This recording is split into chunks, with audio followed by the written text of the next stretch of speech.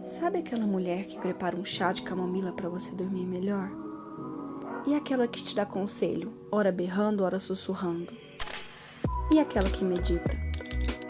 Conhece alguma que gosta de rezar pro anjo da guarda? Ou aquela que envia reiki, prana, diksha, bolas de luz, good vibes, passes? E as que olham para as estrelas e veem constelações e algo mais, você conhece? E as que têm afinidades com pedras? E com águas? E que andam descalças no mato? Tem alguma amiga que fecha os olhos quando sente o vento? E sua mãe tem uma mão ótima para plantas? E sua tia faz um chocolate quente que parece que te aquece a alma? Ah, sua avó faz sapatinho de tricô que as tramas parecem pétalas de uma florzinha? E tem também a colega de trabalho estranha que adora tomar banho de chuva.